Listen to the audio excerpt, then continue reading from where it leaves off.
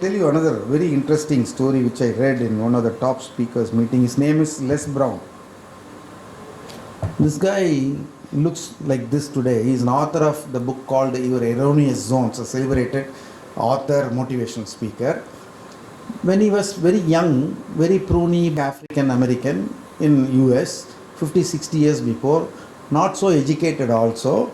So he was not getting a good job and looked down by others. And one day he was looking from his house outside that there are many people going in bicycles to a nearby radio station. He thought that when will I wear like them and then go to a radio station.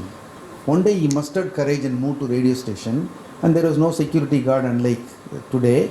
So he went inside, he asked, I want a job, whom should I meet? They said that Mr. Butterball, a English person, a British guy, grey hair with thick glasses, he was sitting there, and this guy went and stood before him like this guy.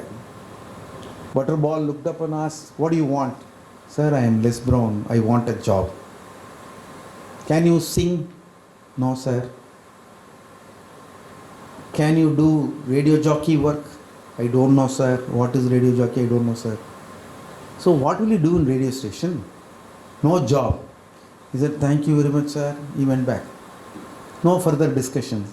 He thought the case is over. The next day, Les Brown came. He stood at the door in front of Les Brown, in front of Butterball, but did not approach him. Then this guy called him, you come. You came yesterday? Yes, sir.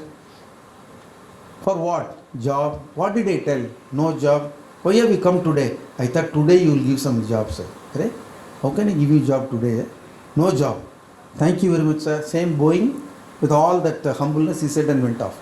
Third day, he came and stood there, but no interaction. Asked what? The job. Nothing.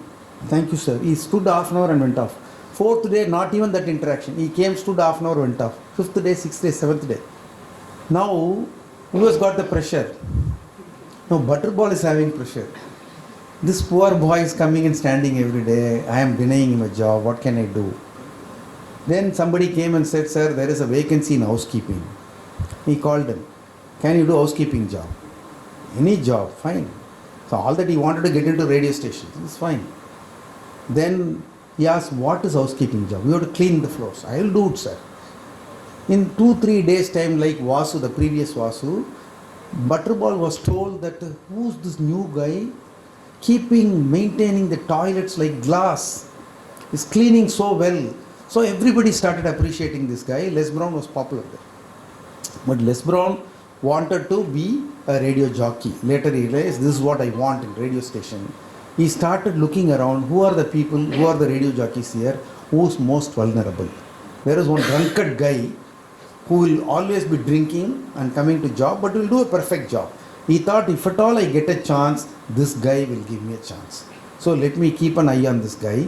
He was waiting for 4 months. One day, as Les Brown expected, this guy for 10 o'clock show, the drunkard guy did not appear. He should come by 9:50, 9:55, get ready and sit on the dais and start doing the radio jockey job. 9:50 did not come. Les Brown thought, today is my day. He went and dialed his kirana shop near his home. Called for mother. Mother took the phone. Hey, you went only now, what's the problem? She said, no problem, mom. Please switch on the radio and listen to. For what? You will hear my voice today. You are doing housekeeping job there. How can I hear your voice? Ma, don't close it down. Please be switched on. You will definitely hear my voice. He went and kept on mopping. Butterball asked, hey, and the Kudigara Vandana. Sir, Pakra, sir, he knows fully well this guy has not come. He went outside and looked. So nobody can suddenly appear there because there is a long empty space between the radio station and he came and said, looks like he's not turning up. Then he said, I have some work, important work, and there is nobody else in this radio station today. We cannot play recorded songs. It has to be a live program. What should I do? Can you manage? I will try, sir. He got into and he did a job for 1 hour with so much of quotations, so much of linking messages and blah, blah, blah, blah.